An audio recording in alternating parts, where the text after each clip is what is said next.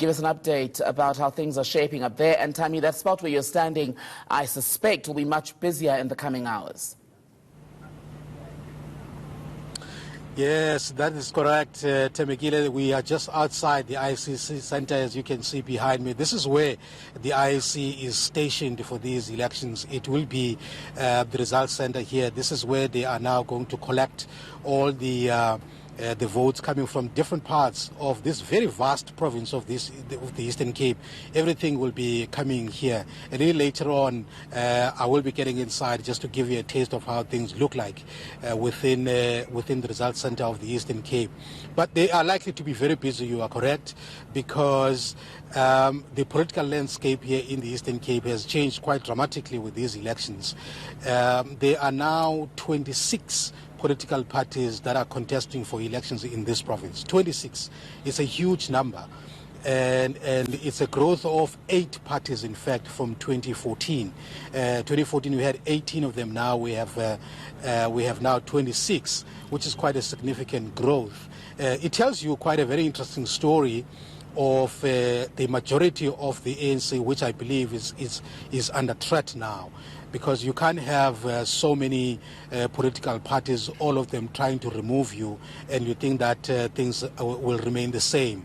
We are likely to see quite a very strong contest in the Eastern Cape with all these political parties.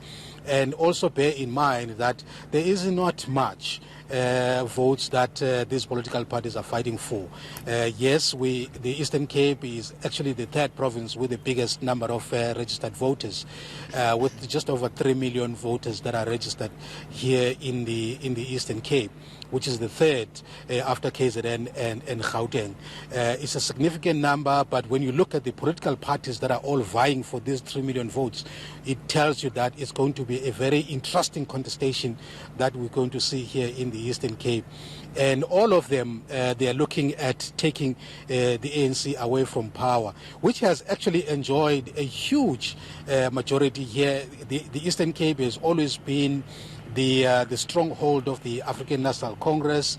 It has a huge hegemony here in the Eastern Cape.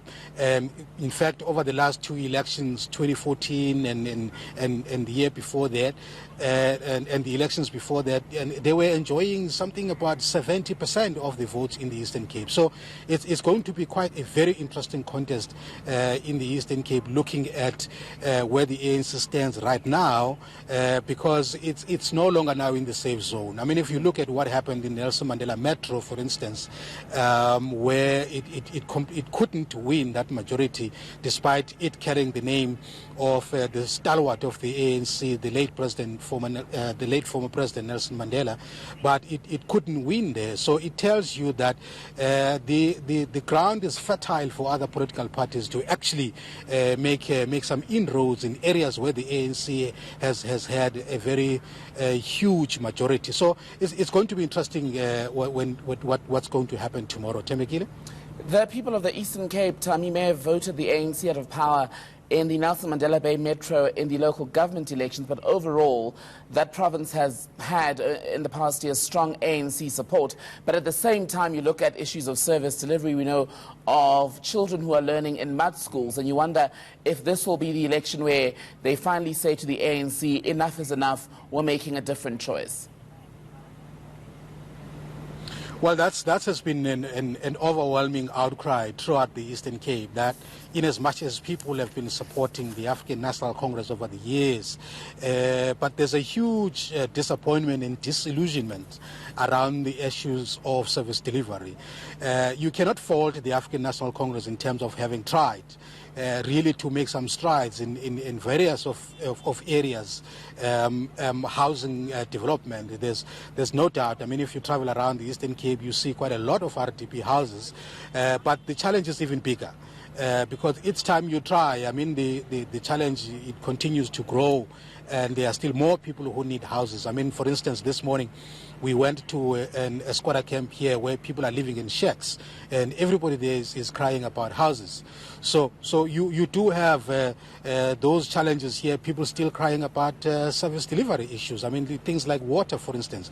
You go to an area here, a town called Makanda, formerly known as Grahamstown. People there are crying over water. And it's been for a long time that people there, they have challenges about water, and that's actually the issue that drives them. That is likely to influence how they vote, because the way people vote, it is informed about their own conditions. So there are those challenges. You have issues of unemployment. The Eastern Cape has the biggest unemployment rate in the country, which is actually more than the national average. It stands around 40% unemployment in the Eastern Cape. It's terrible. And people are not working, they're roaming around the streets, and all of those things, they feed into the crime, as we have heard this morning in Duncan Village, that people are not working. As a result of that, they're getting into crime, and there's violence and so on. So huge challenges which have actually become opportunity for the smaller political parties, where they think that they can do better in pushing the ANC out and begin to get into power themselves. Thami. Also with very serious ambitions in the Eastern Cape area, the DA, of course, setting its sights on Nelson Mandela Bay Metro, but the EFF also has serious hopes for growth there. We've now got the African Transformation Movement, the ATM, also quite strong in the Eastern Cape, at least if the by-election results recently are anything to go by.